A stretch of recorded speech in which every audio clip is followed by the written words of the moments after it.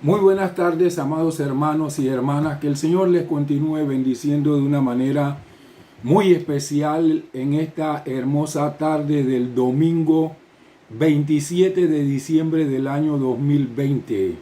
El año de plenitud divina en el que hemos morado bajo la gloria de nuestro Dios.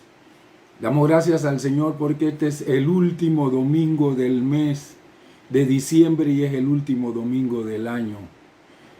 Celebramos la victoria que el Señor nos ha dado durante todo este año, de la manera tan especial como Él nos ha cubierto, nos ha guardado y nos ha protegido, nos ha sustentado y nos ha bendecido también con el estudio de su palabra a través de este medio social de comunicación. Así que estamos profundamente agradecidos con nuestro Dios porque Él es bueno y su misericordia es para siempre. Hoy tenemos la oportunidad de poder terminar ya con lo que es la defensa larga y detallada de Esteban. Es el discurso más largo que nosotros encontramos registrado en la palabra de Dios. Y de hecho hemos sacado algunas enseñanzas que son beneficiosas para todos nosotros. Así que vamos en primer lugar, a tener una palabra de oración y luego vamos a ver esta última parte de la defensa larga y detallada de Esteban. Padre, queremos una vez más darte gracias en este domingo 27 de diciembre del año 2020. Tú has sido con nosotros, podemos decir que la gracia y la misericordia tuya han permanecido durante todo este año sobre nuestras vidas. Estamos ya en este estudio, Señor, ya terminando lo que es este año. Así que queremos honrarte y glorificarte. Y queremos en el nombre de nuestro Señor Jesucristo que tu glorioso y santo Espíritu, como lo ha hecho durante todo el año, nos pueda acompañar de una manera muy especial en este día. Queremos ser inspirados e iluminados por tu palabra. Por eso abrimos nuestros corazones. Encárgate tú entonces de traer la revelación que nos impulse a un conocimiento mayor de tu persona, de nuestro Señor Jesús, de tu Espíritu, de tu palabra y de tu propósito. De antemano queremos darte gracias porque tú siempre lo que quieres es bendecirnos y edificarnos. Recibe nuestra gratitud en el nombre precioso de nuestro Señor Jesucristo. Amén y amén.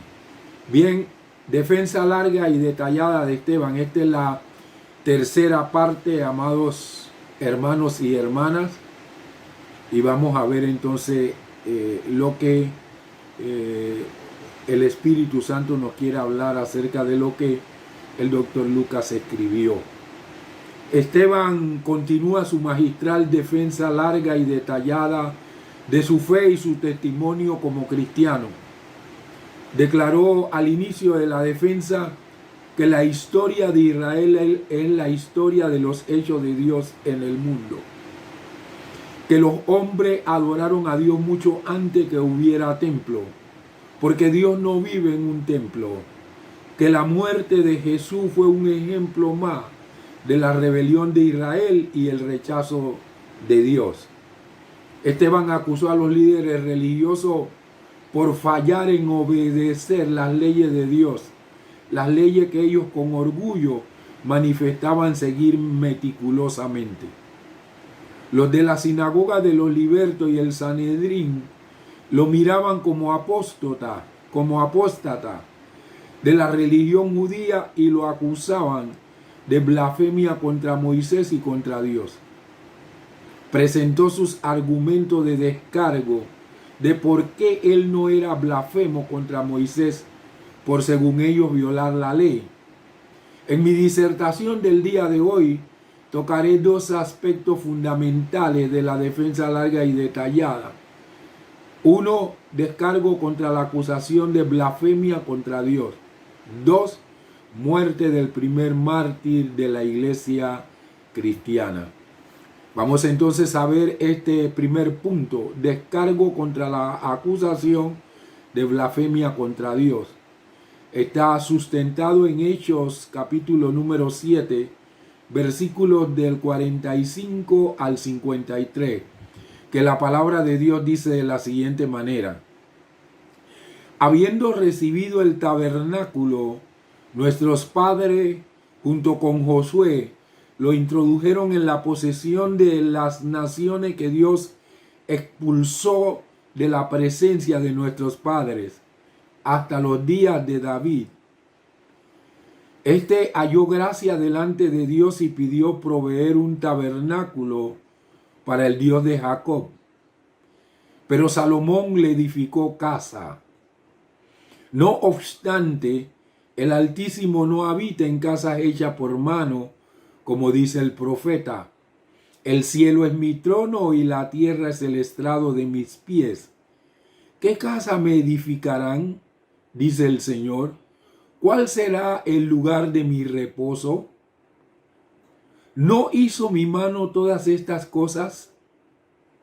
Duros de cerviz e incircuncisos de corazón y de oídos, ustedes siempre resisten al Espíritu Santo, como sus padres, así también ustedes. ¿A cuál de los profetas no persiguieron sus padres? Y mataron a los que de antemano anunciaron la venida del justo, y ahora han venido a ser sus traidores y asesinos.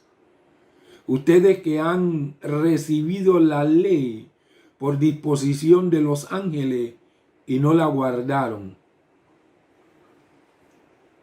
Hay aquí algunos detalles especiales que nos pueden ayudar a estar pendiente de todo lo que Dios quiere hacer en nuestra vida y cómo el Espíritu Santo en un momento determinado en que nosotros tengamos que presentar defensa de nuestra fe nos puede ayudar. Lo primero que podemos ver aquí es que Esteban les da ahora respuesta, en especial al cargo que se refería al templo, es decir, que hablaba a palabras blasfemas contra el lugar santo, como aparece en los versículos anteriores del 45 al 50. Le acusaban de decir que Jesús destruiría el templo. Esteban viene a replicar: ¿y qué? La gloria del Dios Santo queda incólume, aunque yaca en el polvo, puesto que solo después que nuestros padres entraron en el desierto es cuando tuvieron el tabernáculo. Por eso, aquel que fue adorado sin lugar santo en los mejores tiempos de la congregación de Israel, también podrá hacerlo cuando este lugar haya sido destruido. B. El lugar santo fue al principio una tienda de campaña movible e insignificante, destinada a desaparecer. También el templo puede desaparecer igualmente, pues lo más importante, tanto del tabernáculo como del templo, es que fueron erigidos para testimonio. C. Este tabernáculo, construido según el modelo que Dios mostró a Moisés y que primeramente erigido en el desierto, era figura del tabernáculo en que entró el Señor Jesús, como dice Hebreos 8, y fue introducido en la tierra santa por Josué, como dice el versículo 45, equivalente a Jesús, que en esto era, por tanto, figura de Jesucristo, el Josué del Nuevo Testamento. D. Dicho tabernáculo continuó hasta los días de David, quien deseó edificar a Dios un templo, pero fue Salomón quien lo mandó a construir, como dice el versículo 47. Con lo cual se demostraba cuán poco caso hacía Dios del lugar santo, ya que, aunque David halló gracia delante de Dios, como dice el versículo 46, Dios le prohibió edificarlo y mostró que no tenía ninguna prisa por tener el templo. Esteban pone de relieve la poca importancia del templo y cita de Isaías 66, 1 y 2 y de Primera de Reyes 8:27, como lo hará Pablo más tarde en Hechos 17:24. El Altísimo no habita en templo hecho a mano, como está en el versículo 48, pues no lo necesita, ya que el cielo es su trono y la tierra el estrado de sus pies. Por eso continúa el Señor: ¿qué clase de casa me edificaréis? ¿O cuál es el lugar de mi reposo? ¿No hizo mi mano todas estas cosas? Como dice los versículos 49 y 50. Vamos a ver lo segundo. De allí, Esteban pasa al ataque directo. Al percibir que sus acusadores no soportaban lo que él decía, con lo que mostraban que eran imitadores de sus antepasados. Ellos, como sus padres, son duros de servir, dice Esteban. Esto es, rebelde e insumisos a la voz de Dios, e incircuncisos de corazón, que no quieren entender, y de oído, que cierran los oídos a la verdad, como dice el versículo 51. Eran judíos en la carne, pero paganos de espíritu. ¿Ve? Esteban dice que no solo daban oído a la palabra, no solo no daban oído a la palabra de Dios, sino que se enfurecían contra los métodos de Dios.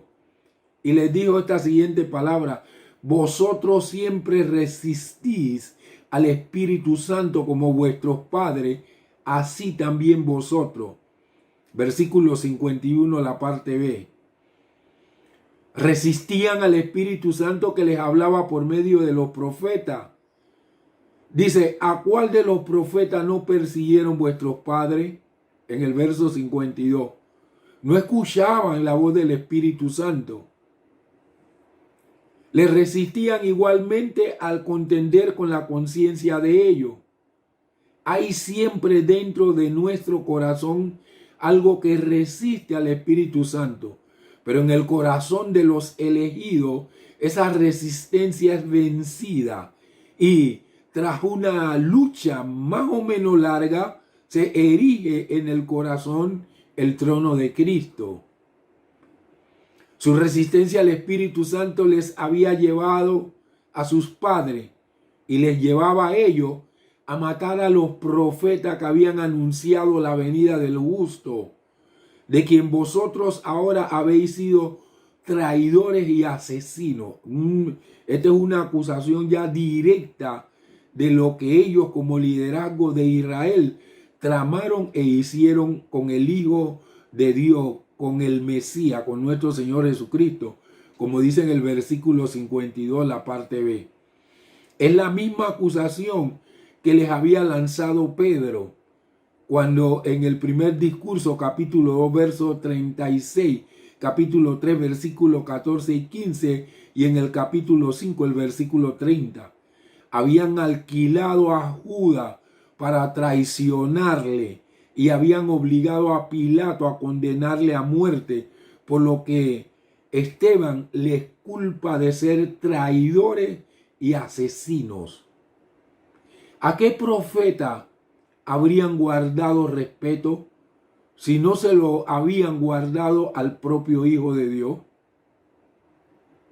C.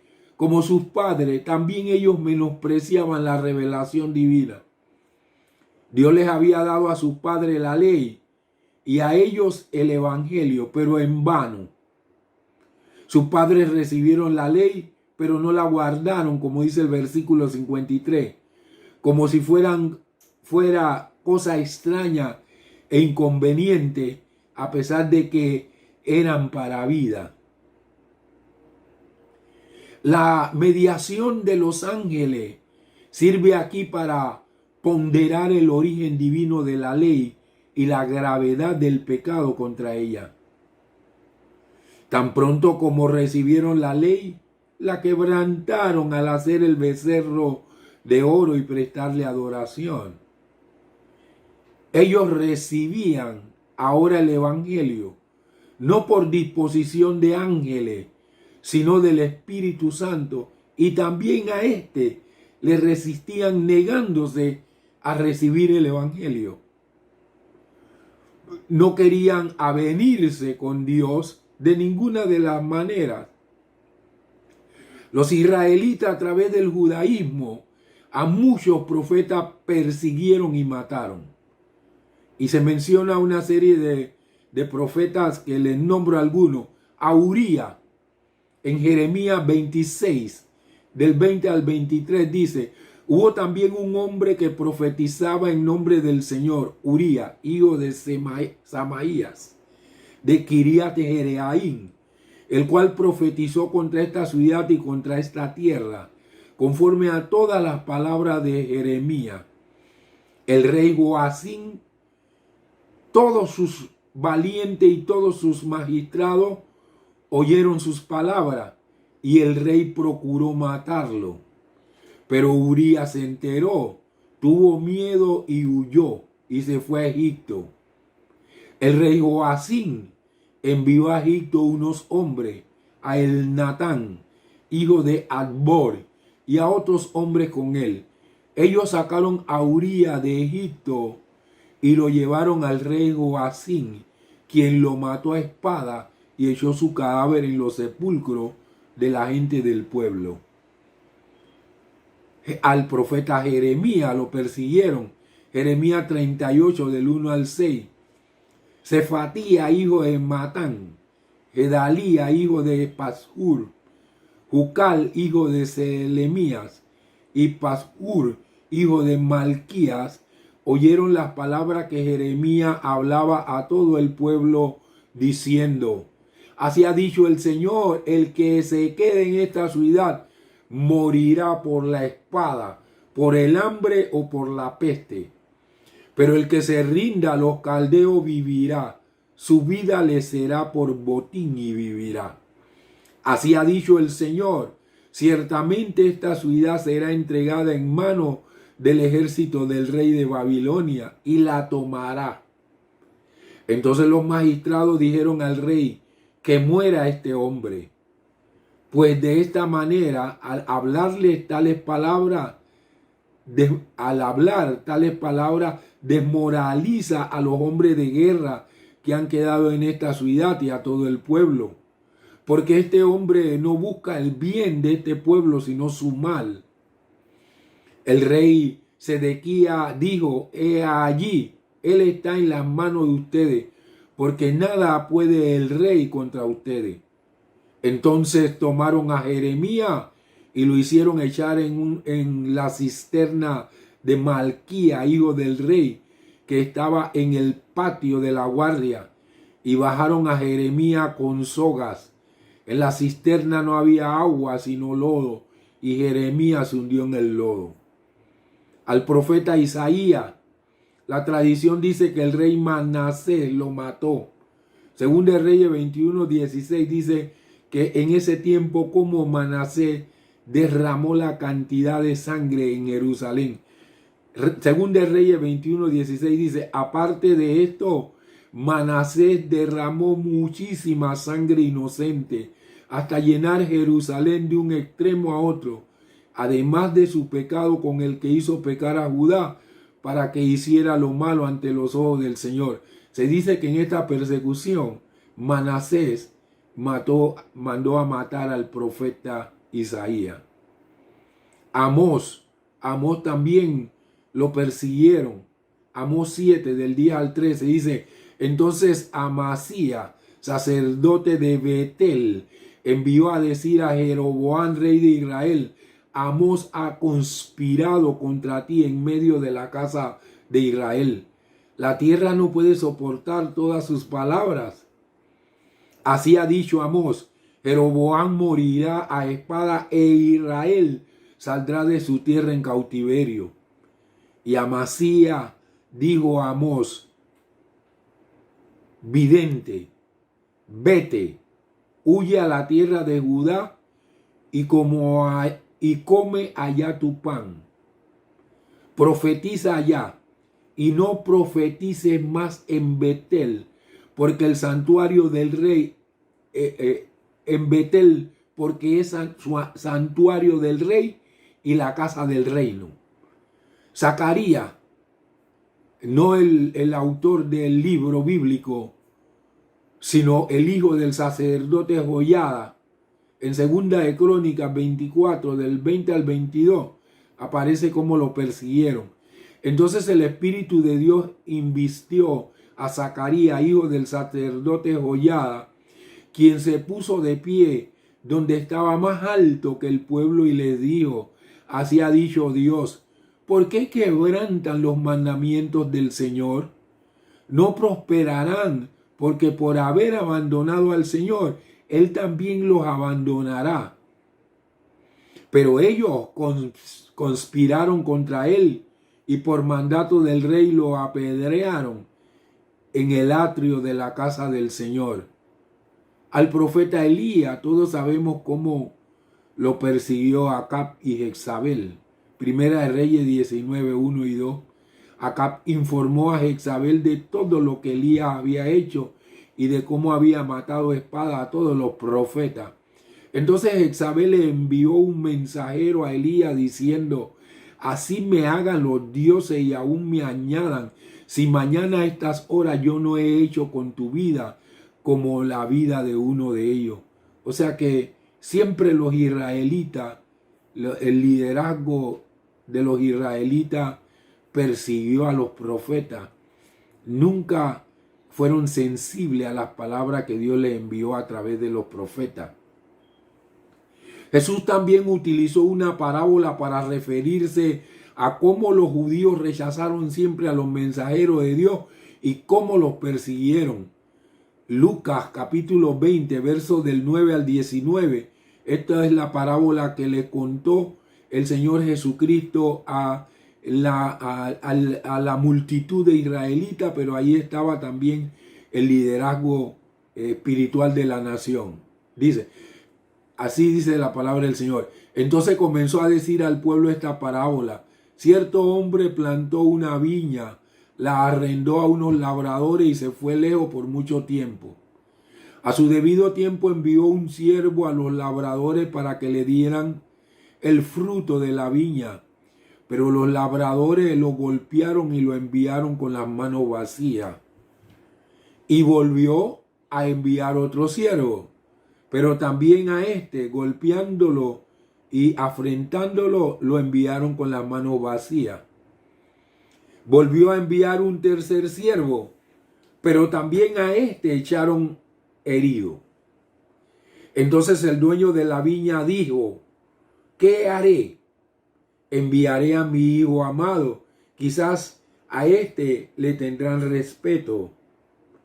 Pero los labradores, al verlo, razonaron entre sí diciendo: este es el heredero, matémoslo para que la heredad sea nuestra.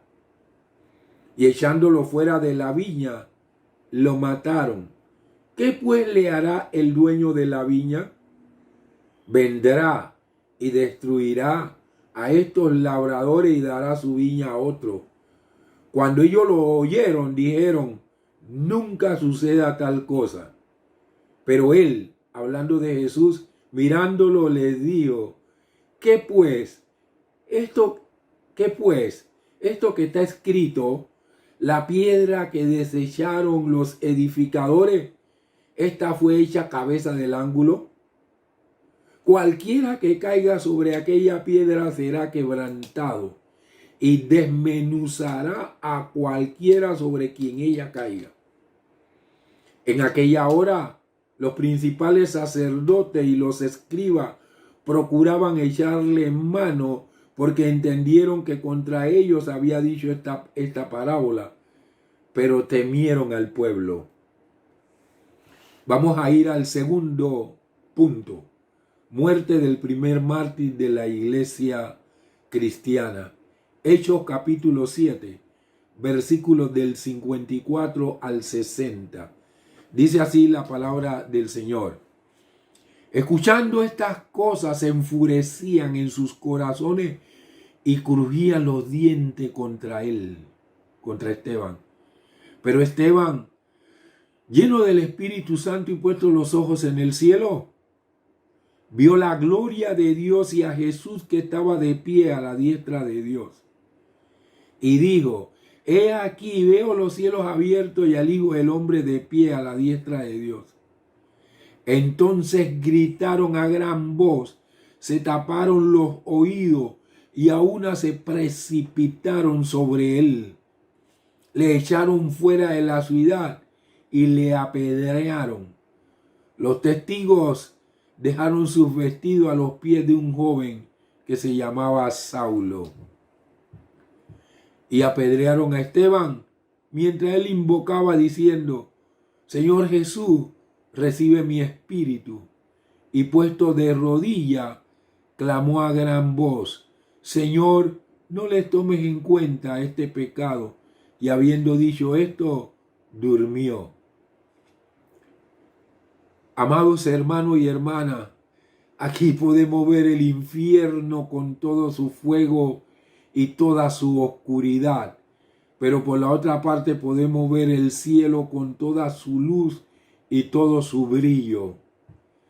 No se nos dice que se pusiese a votación el caso de Esteban y que por mayoría de votos se le juzgase reo y se le condenase hacia muerte. Tampoco se nos dice que se le ejecutase con intervención del pueblo, sino que fueron sus acusadores los que llevaron a cabo toda la ceremonia legal de la ejecución. Todo esto fuera de la ley. Hay dos aspectos que podemos destacar de este punto. Uno, veamos primero la fuerza de la corrupción en los perseguidores de Esteban. Oyendo estas cosas se sentían heridos en lo más vivo. Verso 54. La enemistad contra Dios es algo que corta el corazón, mientras que la fe y el amor lo curan. El que parecía un ángel antes de comenzar su discurso, como dice el capítulo 6, el versículo 15, hablaba como un ángel al terminarlo, pero ellos estaban resueltos a no dar oído a una causa tan clara y brevemente defendida.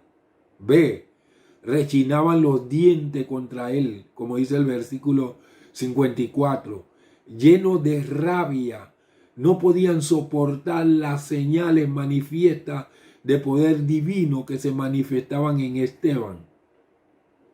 El rechinar de dientes se usa a menudo para expresar el terror y los tormentos de los condenados. Los que tienen la malicia del infierno no pueden menos de sufrir alguna de las penas del infierno. Gritando a grandes voces al oír a Esteban hablar de Jesús en el cielo, a la diestra de Dios, como dicen los versículos 55 y 56, trataron de prevalecer contra Esteban con gritos, ya que no podían con razones y se taparon los oídos. Verso 57. Bajo pretexto de que no podían soportar el oír su blasfemia. Así manifestaban su resolución de no escuchar. Al pasar de los gestos a las manos, arremetieron a una contra él. Versículo 57b. como fiera que se lanzan a la presa, y echándole fuera de la ciudad, comenzaron a apedrearle, para cumplir así, según ellos, con la ley de Moisés. Mire lo que decía la ley de Moisés en Levítico 24:16. El que blasfeme el nombre del Señor morirá irremisiblemente. Ahora mire cómo tiene que ser la lapidación. Toda la congregación lo apedreará, y eso no fue hecho allí. Así que ellos no estaban guardando ninguna ley. Ellos estaban fuera de la ley. Dios dijo, sea extranjero o natural, morirá el que blasfeme, pero Dios estableció cómo tenía que morir. Era el pueblo que lo tenía que lapidar. Los testigos fueron los primeros en comenzar la operación, según ordenaba la ley. Estos testigos se quitaron el manto exterior y lo pusieron a los pies de un joven que se llamaba Saulo, como dice el versículo 58, donde vemos la primera mención del apóstol Pablo, por cuyo nombre lo conocemos mejor y le amamos al verlo después convertido en el mayor campeón de la causa de Cristo y del Evangelio.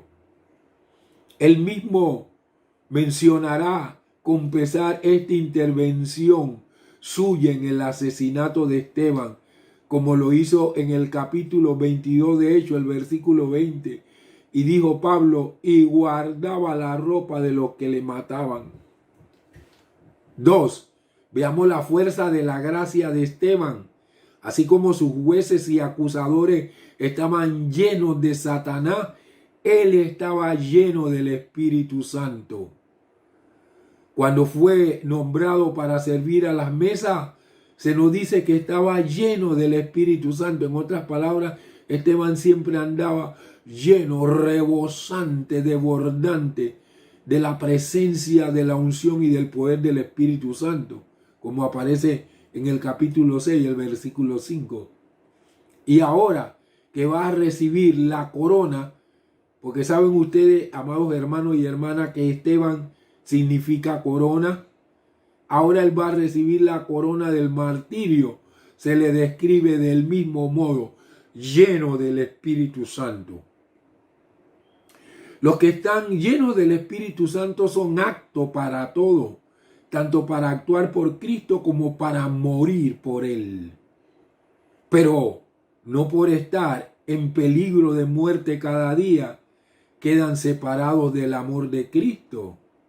Como dice Romanos capítulo 8, versículo del 35 al 39, donde el apóstol Pablo dice, ¿quién nos separará del amor de Cristo?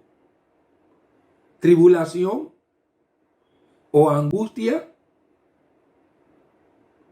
¿O persecución? ¿O hambre? ¿O desnudez? ¿O peligros? ¿O espada? Como está escrito, por tu causa somos muertos todo el tiempo. Fuimos estimados como ovejas para el matadero. Más bien, en todas estas cosas somos más que vencedores por medio de aquel que nos amó.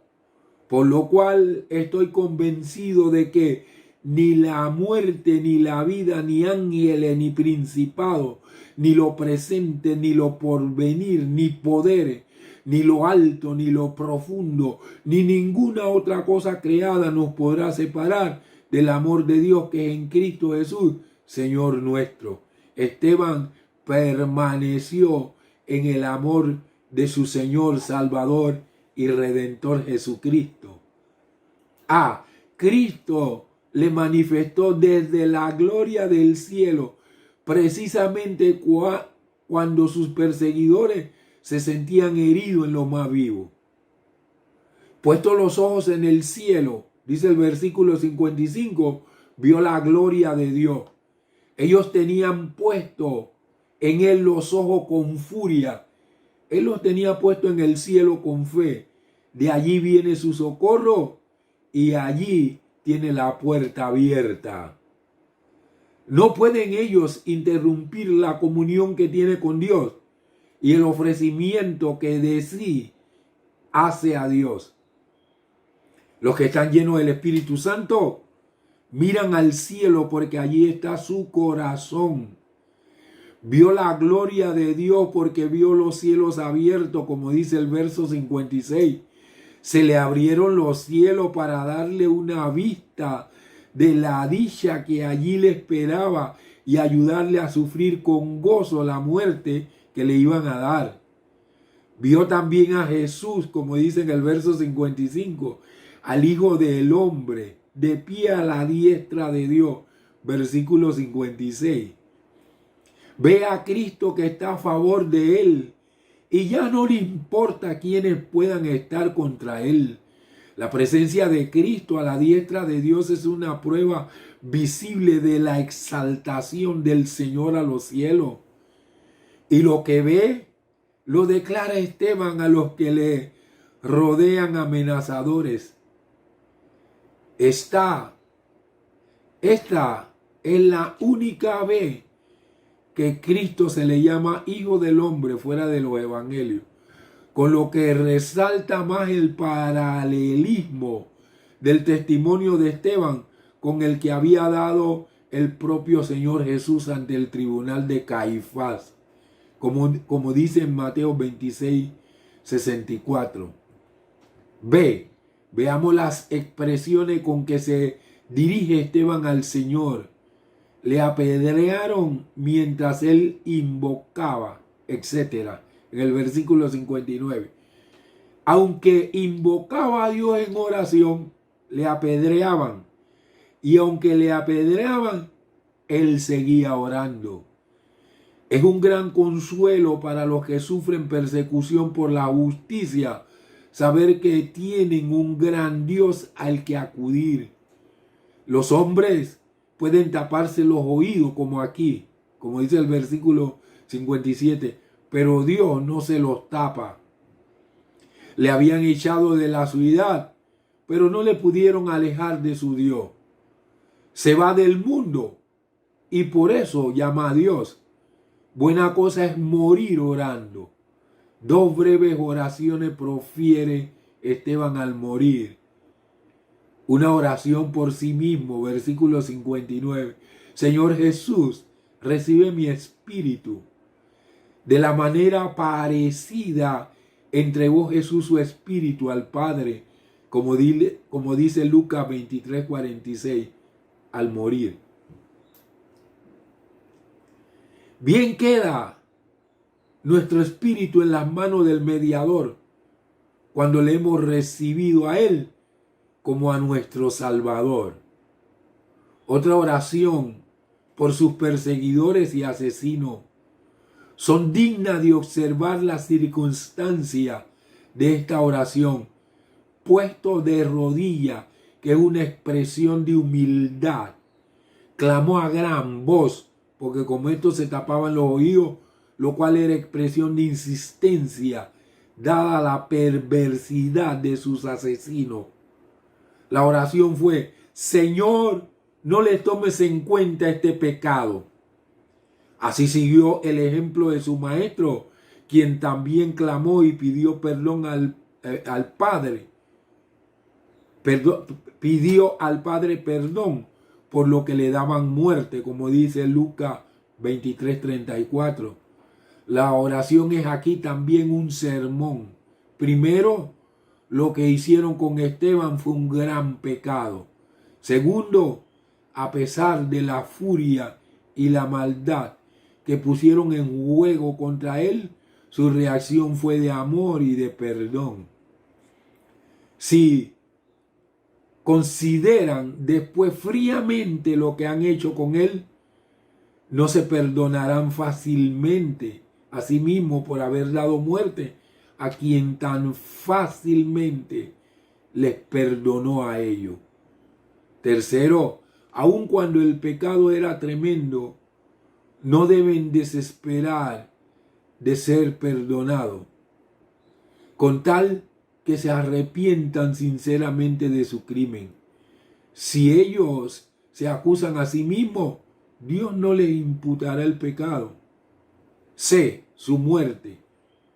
Versículo 60, la parte B.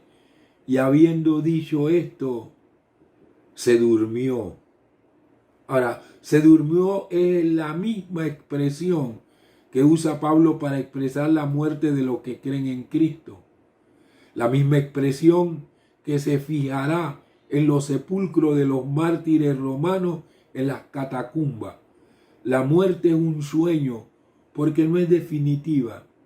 El creyente muere en espera del despertar de la resurrección. Se durmió después de orar por sus perseguidores, como si diese a entender que no podía morir en paz mientras no hubiese hecho eso. Al que así duerme, le irá bien, pues despertará en la mañana de la resurrección, como dice Juan 11, versículos 11 y 12. Habiendo dicho estas cosas, después le dijo, o sea, Jesús a sus discípulos, nuestro amigo Lázaro duerme, pero voy a despertarlo. Entonces le dijeron sus discípulos, Señor, si duerme, sanará. Amados hermanos, uno se queda pensando, ¿no podía el Señor librar a Esteban de la muerte? Claro que sí, el Señor tenía el poder. Pero el Señor quería ya recibir a Esteban y a través de su muerte hacer algo maravilloso. Porque después de la muerte de Esteban vino una persecución implacable, que fue lo único que hizo que se esparcieran por todas partes. Y entonces, después de la muerte de Esteban, Samaria recibió la predicación del Evangelio y hubo mucha salvación y liberación en Samaria. Si no hubiese sido por esa persecución, hubiese sido difícil que los hermanos de la iglesia hubieran ido a predicar, la iglesia de Jerusalén hubieran ido a predicar a Samaria. Pero la persecución causó que Samaria recibiera la predicación. La persecución permitió también que Pedro se fuera por allá por Jope. Y entonces ahí el Espíritu Santo le habló y lo mandó a la casa de Cornelio. La persecución enfureció, la muerte de Esteban y como todavía los hermanos permanecían en la iglesia, eso encolerizó muchísimo a Saulo de Tarso. Así que él pidió carta para ir a corretear a todos esos cristianos. Iba para Damasco, allá los iba a arrestar y también hacer lo mismo que habían hecho con Esteban. Pero en el camino se encontró nada más y nada menos con el Rey de Reyes y Señor de Señores, con el mero mero, quien lo derribó. ¡Wow! Y comenzó a tratar con él y nunca más volvió a ser Saulo de Tarso. Se convirtió en el apóstol Pablo. Pero no solamente hasta allí, porque hay unos discípulos que en medio de la persecución, discípulos de Chipre y de Cirene, salieron huyendo y fueron a parar a Antioquía. Y dice la palabra del Señor que allí en Antioquía la mano del Señor estaba sobre ellos y muchas maravillas, milagros y prodigios fueron hechos en Antioquía. Y se fundó entonces la iglesia por esos discípulos que iban huyendo de la persecución. Se fundó la iglesia más poderosa del primer siglo. Entonces la muerte de Esteban no fue en vano. La muerte de Esteban produjo un movimiento de misionero extraordinario que a la postre hizo que el evangelio fuera predicado alrededor del mundo de aquel entonces. Hermanos, pareciera como que, oye, ¿por qué el Señor Jesucristo no ayudó a Esteban para que no muriera a mano de esto? Pero el propósito de Dios es mucho más grande que lo que nosotros creemos. Los pensamientos de Dios son más altos que nuestros pensamientos y sus caminos más que nuestros caminos. Ya el Señor les había dicho a los 12 que ellos tenían que llevar el evangelio en Jerusalén, en todo Judea, en Samaria y hasta lo último de la tierra. Ellos solo estaban en Jerusalén. El Señor dijo, muy bien, yo me voy a encargar de que la palabra que yo dije sea cumplida. Entonces permitió que Esteban muriera. Pero, amados hermanos, lo maravilloso de esto es que cuando Esteban está en medio del martirio, el Señor Jesucristo le abre los cielos y el Señor Jesús, en vez de aparecer sentado, dice la palabra de Dios que estaba puesto de pie a la diestra del Padre. Es la única vez en la Biblia donde nosotros vemos al Señor Jesucristo puesto de pie, como diciendo, bienvenido Esteban, aleluya. Que usted sabe, mi amado hermano, mi amada hermana, que a usted le tocara morir y que el Señor Jesucristo estuviera de pie. No, es que yo no quisiera ser como Esteban, usted tampoco. Por eso es que el Señor Jesucristo, esa es la única ocasión en la que aparece en las Sagradas Escrituras, puesto de pie a la derecha del Padre.